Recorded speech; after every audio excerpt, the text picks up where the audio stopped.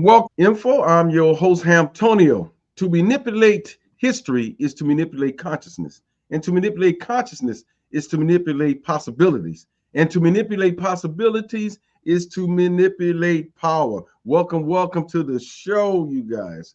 Glad to be back with you guys. I had whoo, a heck of a weekend last week. We had the parade and festival downtown Cleveland.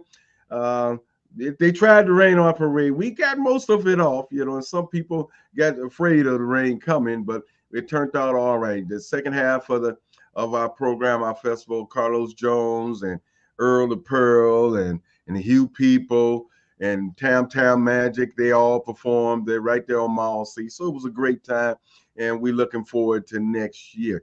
We got a great show for you today. I'm not going to talk too much about it because our good brother uh Dr. Goldman, he got, always got some things to do on Saturday morning, so we don't want to hold him up too much. But we got a great show for you today.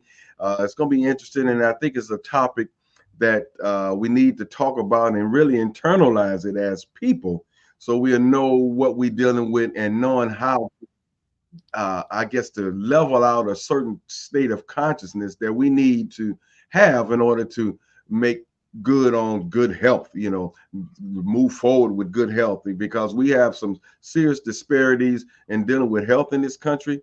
And I think we have to have the right mental capacity and understanding in order for us to navigate through some of the trials and tribulations and some of the problems that we have as far as our health is concerned, and how it all tied together. So we're going to get into a nice deep conversation about racism and the health and disparities, and how we should be moving forward with this whole thing about health, because it's very important. You can't do nothing without your health. In the remote studio, we got Brother Vince. What's going on, Brother Vince? Just got to do a quick commercial before we bring Dr. Gallman aboard. Just want to let everyone know about the one-person show that I'm doing in the Border Light Festival on July 25th, 26th, and 27th. You can go to borderlightcle.org to get your tickets. Look for the box office and just put the title of the show, Unmasked, Navigating a New World Order, in that search window, and it will take you to where you can purchase your tickets for this event. I'm going to be doing a tribute to Winston Willis, who many of you may know is the black millionaire who had his empire stolen from him, and he's still alive. He's actually in a nursing home over in Fairfax right now, and he's still committed to getting back what he had before. The likelihood of that is slim to none, but he does deserve justice. So don't forget, July 25th, 26th, and 27th at Playhouse Square. You can go to borderlightcle.org, and I'll put that information up before the show ends. Also, want to let you know that I'm going to be doing a concert with the jazz poets at the Garfield Heights Civic Center next Saturday at noon.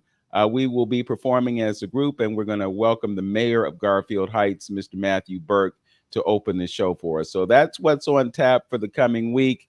Also, on the 14th of this month, which is next Sunday, we're going to be doing jazz, poetry, and an art exhibition at Larchmere Art. So welcome aboard for that. We'll give you more information on the 360 Info Network Facebook page. With that, I'd like to welcome to our program Dr. Burnett Kwadwo Gallman. He's a graduate of Benedict College in Columbia, South Carolina, and the Hahnemann Medical College, which is now Drexel University College of Medicine.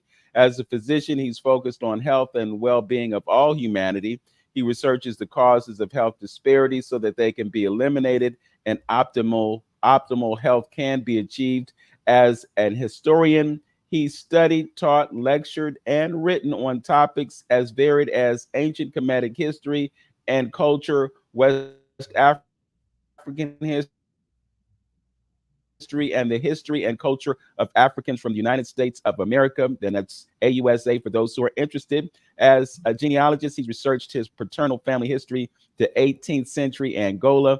And as a race man, he has studied, lectured, written on such varied topics as agnotology, epigenetics, and scientific racism, also known as eugenics, as they relate to African people. So with all of that said, welcome to 360 Info Network. He's getting over a cold, so we're going to bear with him and wish him a speedy recovery. But welcome to 360 Info Network, Dr. Burnett Kwadwo Gallman. Thank you so much. I'm honored to be here, and I always enjoy conversing with you, brothers. Try to see if we can save the world. Yeah, Doc. I figure, well, you know, it's always good, to have platforms like this to where we can, talk about some things that, most of our people, don't get on regular mainstream, and you always, if you don't understand that you're getting a tainted version of pretty much most information that you are acquiring right now, you know, uh, uh, you're looking at things from a viewpoint of a Eurocentric ideology, and you have to understand that. So I know every time, and Doc, you might can relate to this as well.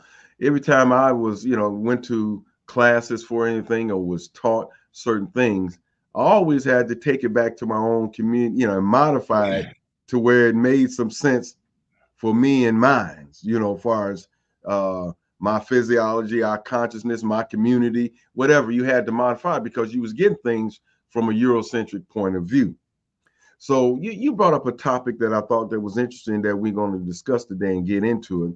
You talked about racism and black health, and you said you made a statement of saying being hated to death.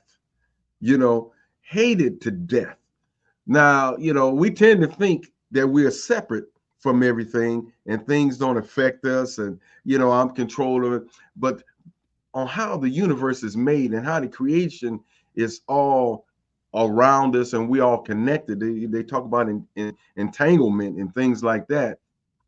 How these subtleties and how these little things affect our health, doc? Because I know when we talk about health disparities and racism, we tend to generally think about the normal things as far as diet or not having access to certain things, health clinics and stuff around in our communities.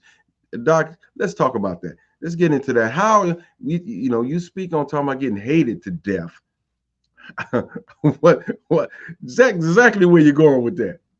Yeah, let me say before I say that, get into that. You mentioned something that triggered by using the term Eurocentric. What's very interesting to me is that in another bit of research that I've done, I'm convinced that we have been sucked, kidnapped into a culture that is sick. Mm, And when we look at the definitions that the Eurocentric definitions that they give for illnesses, and words like psychopathic or narcissistic, malignant narcissism, I think that that is what's happening. So that we have been put into, and interesting. I think that it's important, at least to me, that we as African people look at what does we mean, what is they, what is we, and I think that from the purposes of what we're talking about now, when I use the word we in the statement, we are being hated to death, I'm thinking about people of African origin mhm. or people that many scholars have defined as the other. And the fact is that that hatred creates behavioral patterns that impact us, that actually the that stimulate certain reactions and pathways that not only create mental illnesses. Um, as we were talking before we went live, the suicide rate for Black people in general and Black children in particular has almost, I'm guessing has close to quadrupled since the 1950s. In the 1950s, it was almost unheard of to hear about anyone Black committing suicide. Now it's not. Um, and I blame the seduction of a narcissistic society in which we get involved in the illusion of inclusion, where we lose the definition of what we really is, and we start to see ourselves as part of this so-called greater whole, which is really, really sick. If you look at what Western society, Western so-called civilization has done over time, it is horrendous. Um, Before they even started messing with us, what they did to each other. So uh, the stress that results from the effects of racism, and it doesn't have to be overt racism. First of all, there are many different types of racism, um, and what I'm going to concentrate on is now a term that many people hear fairly frequently called microaggressions. And the microaggressions are just actions, statements that are, and that may or may not be intended to insult you. But you kind of, most of the time, we kind of let it pass, but it has effects on us and it creates stress. In the medical community, the cumulative effects of stress is called allostatic load. You know, as I think we've talked about before, every profession, every job has its own language, and medicine is no different. So instead of saying the overall effects of stress, we say allostatic load. Uh, uh, okay, I'll take that. That's what we got to work with. But I think that this increased allostatic load in and of itself creates physical changes in our bodies that create illnesses and significantly alters not only our health status but also our length of life. Um, what's interesting is that, again, as we said earlier, a lot of people are not surprised to hear that Black folk have a lot of stress. Black folk have a lot of anxiety. We have a lot of depression. Well, again, those are some things um, that happen, but there are physiologic anatomical things that happen in our bodies as a result of this stress load. Um, as we were talking about, there's a book, and I have to admit that I have not read the book cover to cover.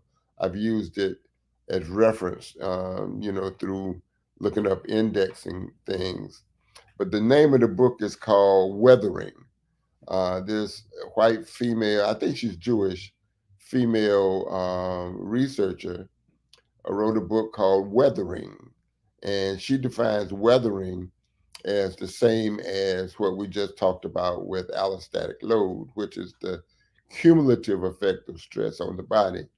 And she says that people who are living in an unjust society uh, experience higher levels of stress and they affect the body even more, which contributes to a lot of the illnesses that are so frequent among people of African origin, like hypertension, diabetes, and that type thing.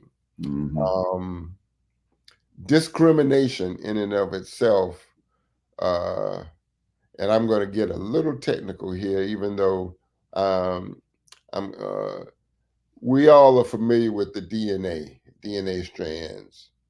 And at the end of a chromosome, you have a little cap. Think like a shoelace, for instance. At the end of a shoelace, you have like a little cap, and that's called a telomere. And what stress can do is shorten that telomere. Now, the telomere in and of itself functions as an indicator of health.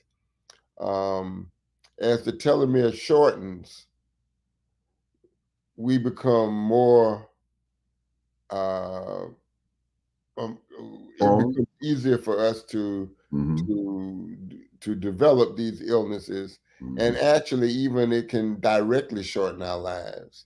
Um, Stress can contribute to calcification of blood vessels, especially the blood vessels in the heart, so that we develop Mm-hmm. heart attacks and strokes and that Mm-hmm. type of thing. So there are a lot of different physiological things that happen to us as a result of the stress that we suffer from discrimination and racism. So in saying that, that's what I mean. We're being hated to death.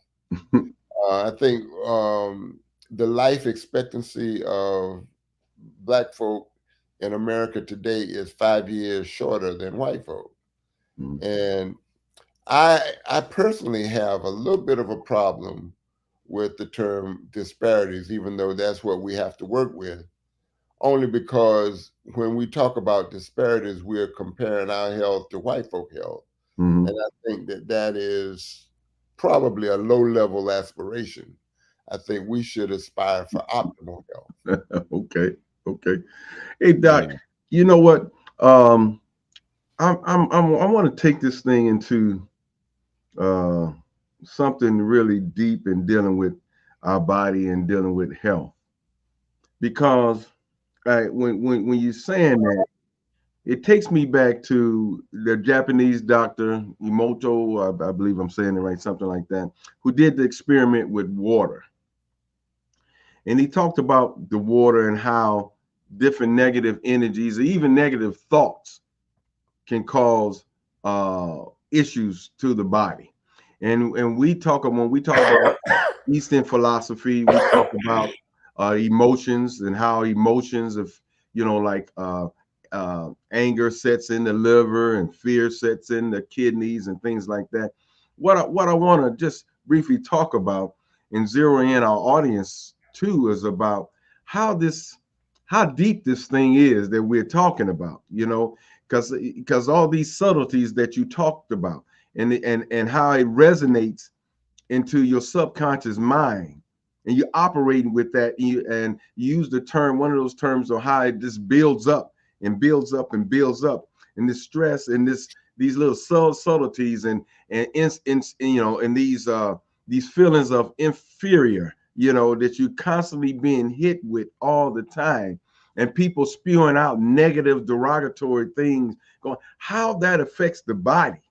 You know what I mean? And then your state of mind. And then on top of that, let's think about all the negative imagery that tends to just sit there and resonate and take house in your mind on a daily. So if words with Dr. Emoto, he wrote something negative on a valve of water, and it destroyed the water molecule. So can we imagine how then this carrying on this negative self-hate type of stuff, because you might not even know it subconsciously is resided in you like that, and how it's affecting the body totally. So, and why is it important for us to, what's our pressure release valve there? What do we need to be doing, and to first recognize it, and maybe even circumvent that, on how deep this whole thing is connected. It's just we need to know the spiritual ramification of this thing called life and existence. We need to understand this connection. You hit on a lot of different things, bro. Mm-hmm. I think that first, we are products of our environment, and we're products of our education, and we're products of our socialization. Our education is anti-African. Mm. Our socialization is anti-African. As I said earlier, I think that too many people of African origin, when they hear the word we, they think of themselves as a greater uh, group of, now I won't say greater, as a larger group of people called Americans. And we've been seduced into believing that, even though I can point to really nothing in our history that would qualify us as American other than dying in the wars to defend America. Now, I may be being naive at this point, but that's where I am at this point. Mm. Now, to the second part of your question, I think that there are ways of preventing and treating ourselves. Now, it's interesting. One of the things that some of the young people here in Columbia have criticized us old heads. They're saying we are pointing out the problem. We need to look up solutions. We need to get solutions. And one of the kick clapbacks that I use, and it's not really a clapback, it's more of an answer. I think that there are a lot of people that want to do something, but they don't have a basis of knowledge to make what they do effective, or have a base of knowledge to know exactly what to do. Now, in this case, I think that knowledge of self is not only prophylactic, but it's also therapeutic. Um, we think back to some of the temples in Kemet and remember that one of the things that our ancestors used to tell us all the time is know thyself. And that was more than just advice, because in the, as Dr. Carruthers used to say, if we consider this mess we find ourselves in right now, one of the ways out of the mess is to know ourselves. And the only way of doing that is to study our history and culture. It's not just an intellectual exercise, because by studying our history and our culture, we develop a much better self-image, positive self uh, introspective way, and that has been shown in quite a few studies to be helpful. A positive self-image can cure or prevent many of the illnesses that we talked about. Um, Now, we look at the nefarious aspect of that, and back to at the top of the show when we said we're being hated to get to death. Mm-hmm. I don't think it's an accident. I think that a lot of this information that we're now uncovering has been known for a while. I think that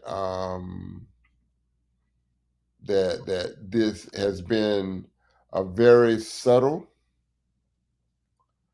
form of intentional genocide. So, and if I'm wrong, I'm wrong, but that's just my belief. Well, And there's nothing in my study of the history mm-hmm. of our enemies Mm-hmm.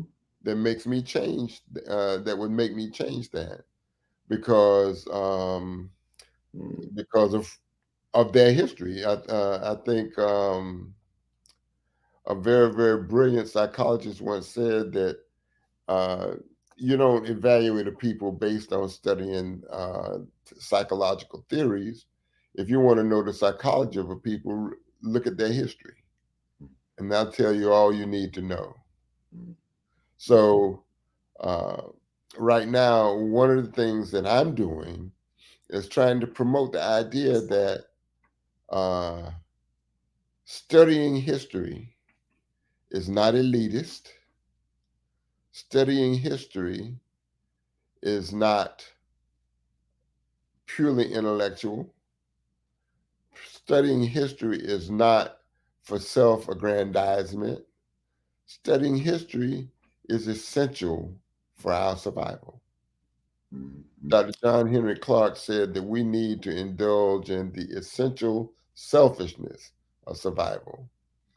And I think what he was referring to was the fact that our enemies have survived based on their narcissism, although their narcissism went to a pathologic degree.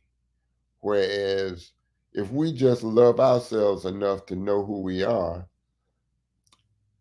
I think that our telomeres will remain stable, our cortisol levels will be more regulated, and I think we'd be less obese. We'd have less diabetes. We'd have less hypertension.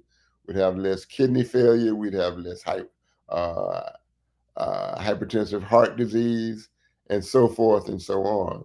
Um, and I know I had this conversation with some of my brothers. I think I may have mentioned it. There's a group of us brothers that have been having a meal together a week, and we're not doing it today, but that brunch, we call it a brotherhood brunch, even though sisters are invited.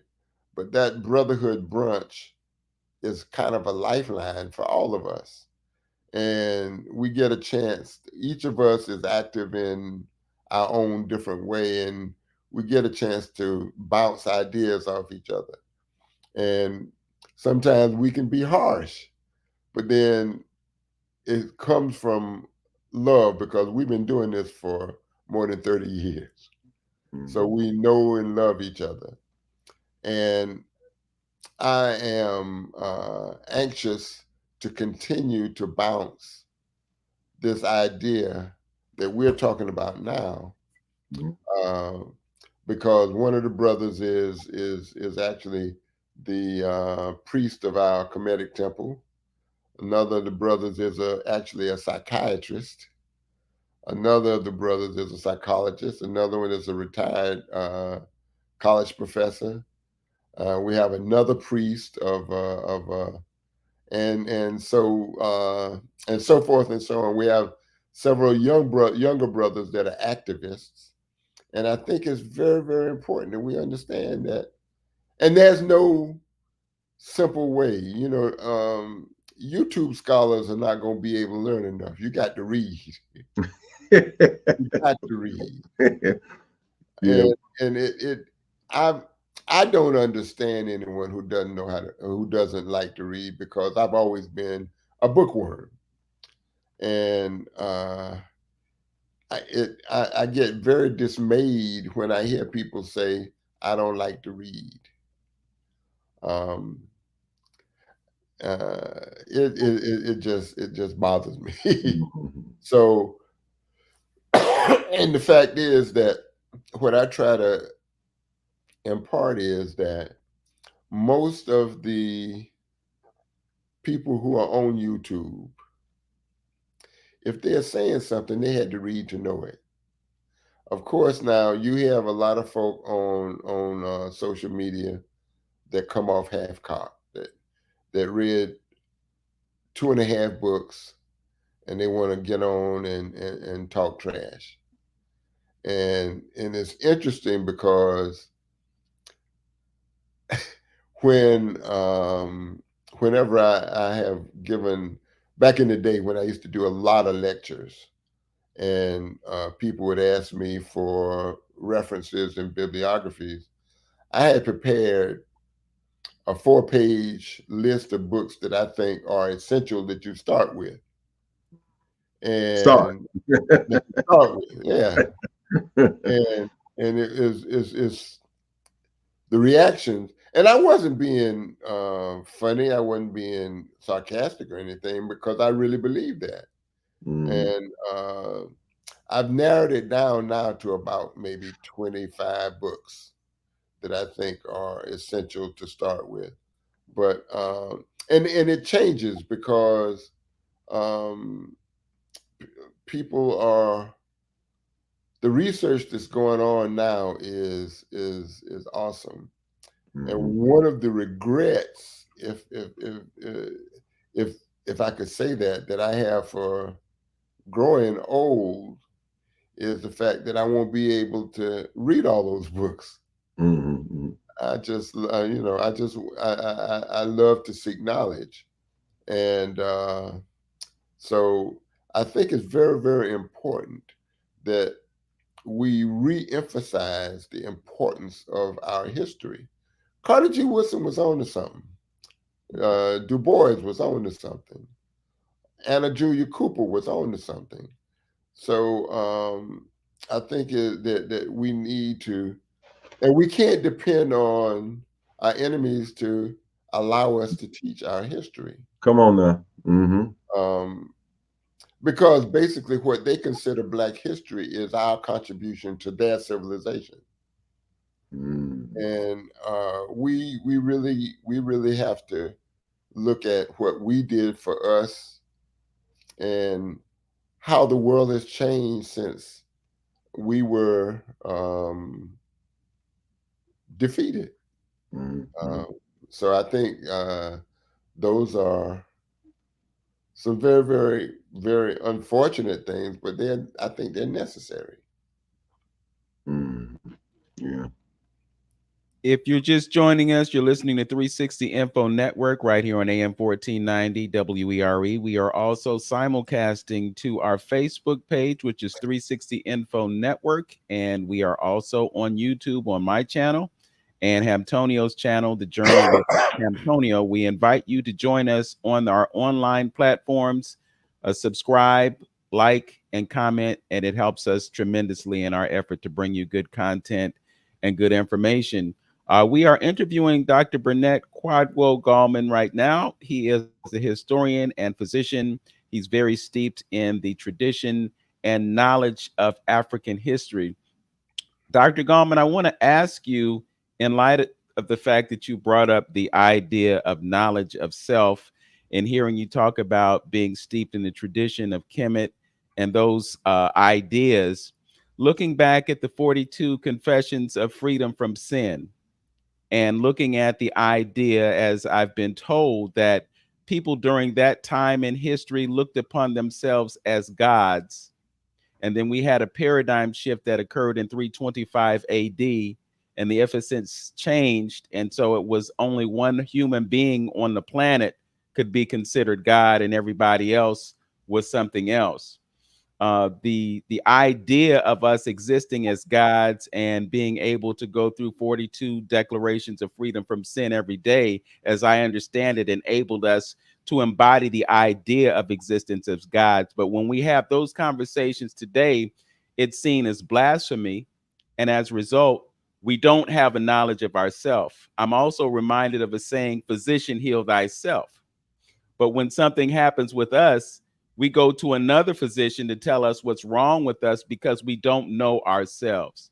My position is to know ourselves is to know God, because self represents, as I understand it through the Kemetic ideology, self represents God, and the not self represents something other than that, perhaps our human side, our emotional side, and so forth and so on. So I wanted to get your thoughts about that. And then I also wanted to talk to you because you mentioned the suicide rate, and I guess basically obesity and dysfunction in our society, and stress as it relates to that.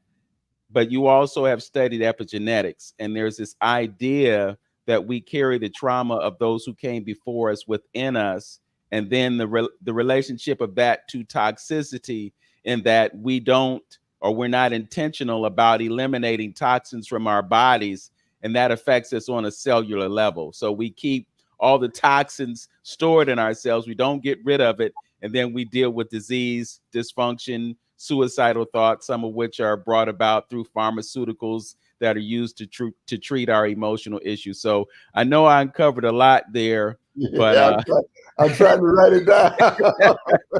but I've been listening, and just, you know, it promulgates thoughts when I hear you talk about certain things. So the epigenetic piece, and also the idea that we as beings can experience life as a divine being as well as being a human being? Well, getting back to the early part of your question, one of the things that in our temple we have looked at, you know, the Egyptologists call those 42 the negative confessions. And the fact is that what that says is that they're coming from a place in which there is no expectation of of good thought, good speech, or good action. So, in order to get through, you have to confess that you didn't do those things. Whereas in Kemet, whereas I wouldn't say necessarily that they thought of themselves as gods, because they certainly respected natures who were the aspects of gods, and they tried to emulate those natures.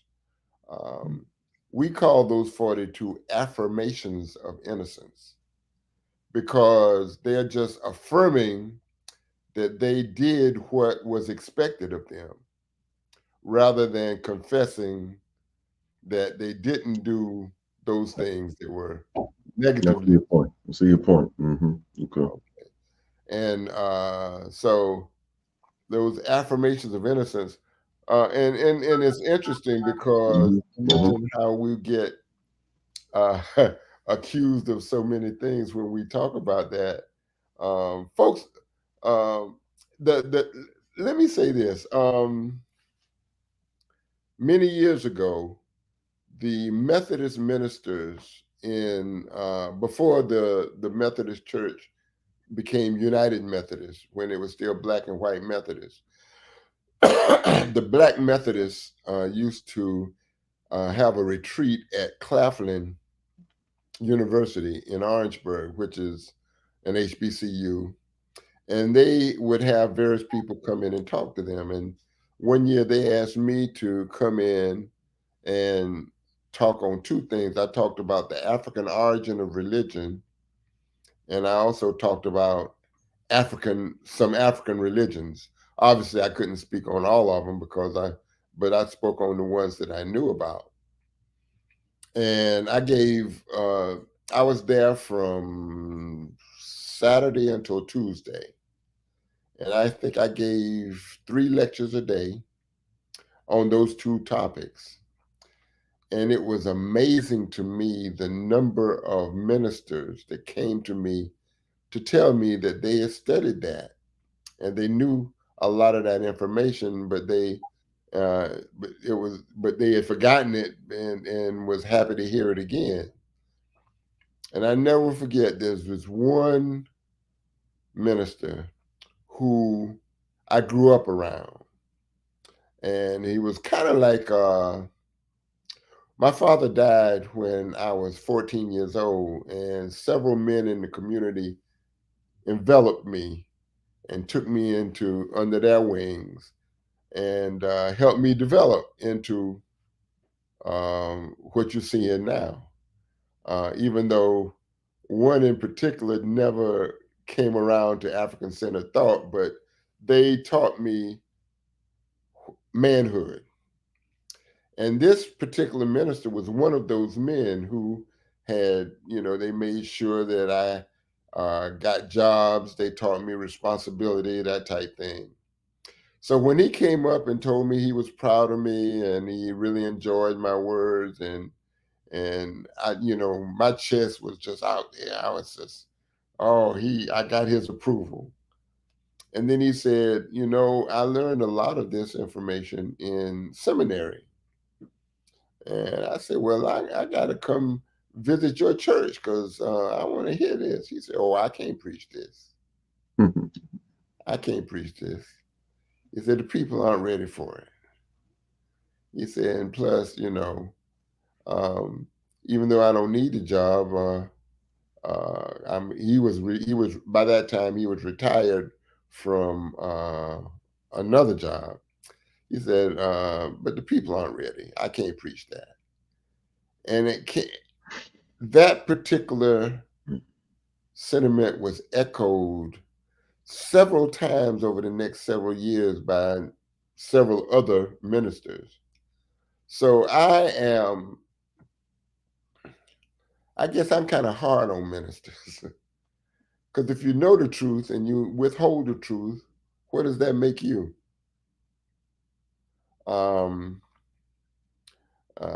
I got off on a tangent. I'm sorry.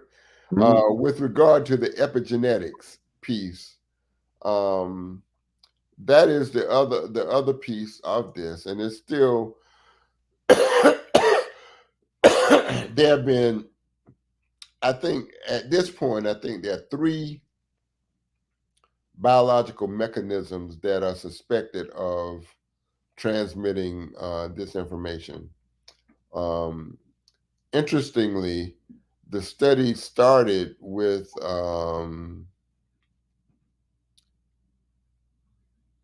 people wanting to see why the children and grandchildren of Holocaust survivors were doing so badly mentally.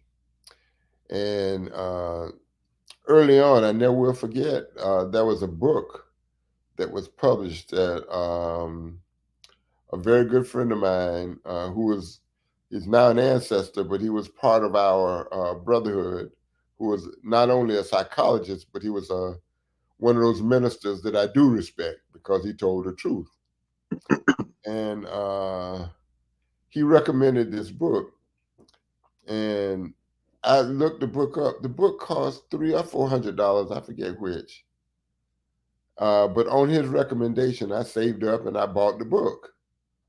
And it was an early compendium of the research up to that point on what we now call epigenetics. And but it was hidden, because how many people are going to pay $300 or $400 for a book? Actually, how many people are going to pay $25 for a book? When it comes down to it, with the way that anti-intellectualism has been being spread. So epigenetics, and I think that DeGruy hits on that pretty in a social perspective also, in her post-traumatic slave syndrome. I'm just waiting. I just actually, to be perfectly honest with you, I just pulled an article that is a review of the literature about epigenetics to this point. I have not had a chance to read it yet. It's in my book bag. I carry it around with me, and I think that is something that is going to be very, very important for us in our, and I think, I hate to sound negative, but in our futile attempt to get reparations, because the fact is, it doesn't matter how we prove what we prove, how well we present our case. They ain't gonna do it, because they ain't gonna do it, man. you know, they said you don't expect some people to do right because they ain't got no do right in them. It might be almost like, Doc, okay, we was wrong. Now what? So what, huh? Is that what you're saying? What is that going to change? If they even say we were wrong, they might just say, so what?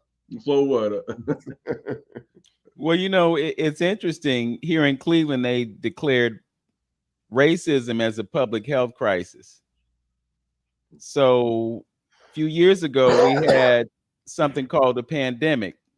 Pandemic was a public health crisis. Mhm. and they recognized it as a public health crisis. And then they came up with all kinds of money. We still spending the money that they came up to address the pandemic. But when you look at racism as a public health crisis that existed before and after, we got amnesia about our ability to create resources to address that. So to your point about reparations, it's a futile effort because there is no intention, absolutely no intention of providing reparations. They And with regard to racism being a public health crisis, that has been an argument in public health for quite a few years. And as a matter of fact, maybe 25 years ago, I read an article where there was a professor who proposed making racism a mental illness. Now, the problem with making racism a mental illness is that somebody can get out there and kill a lot of black folk and then claim insanity and get off. Mm-hmm. So I don't think it's a mental illness. I think it's a mental disorder. But at the same time, I think it's based in psychopathic personalities and malignant narcissism. And it's not just individual, it's cultural. It's not just individual, it's cultural. So we actually live in a psychopathic, narcissistic culture, and we are the targets. Um, uh, Dr. Francis Chris Welsing said that they're afraid of us. And I've never disagreed with her because she actually formed the kernel of some of my early thoughts. Um, but I think that fear is not just for genetic survival. I think that fear uh, is even broader. Is it good with Doc? Would you say that it's just all? If we talking about a genetic DNA situation, is that the fear of extinction? I mean, because I don't know. I guess that may be something that a person would have to go through if they know that, number one, you're holding on to all this power, you don't stole all this power, you don't rob the planet of everything, and you sitting here only 12 or so percent of the world's population, and you holding on to this self-proclaimed this power per se of controlling and manipulating the planet. Where does your state of consciousness go with that? Are you always like the fastest gun, where people are going to be coming to try you out all the time? Does that bring that where they have to weaponize everything that they come across? They got to see how it can, every new invention or every research and development got to be transformed into a weapon, being weaponized by something, even down to the food or whatever, the air, the sound, the water. What does it brings that state of consciousness? And in closing with that thought, what does that do to your body? You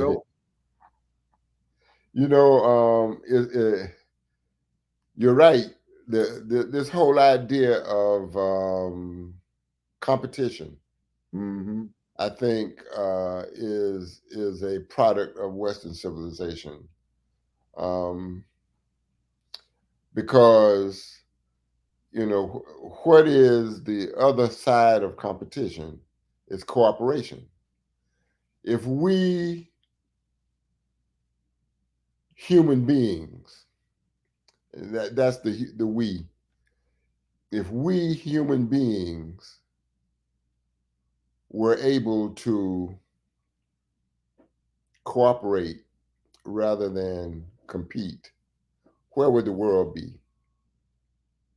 Where would the world be? And getting into your point, we talk about the epigenetic effect of our stress from generation to generation. But we can't forget the epigenetic passage of racism by our enemies. Mm-hmm. Mm-hmm. And because that goes both ways. Mm-hmm. I saw someone mention eugenics, and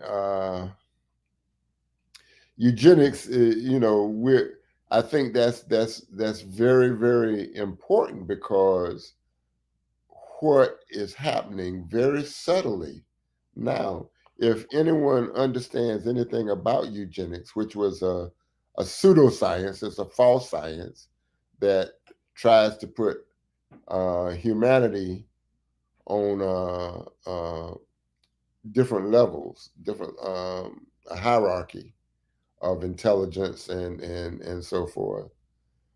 But the principles of eugenics are sneaking back into the public discourse, and actually are being championed in other in hidden language by a lot of the people.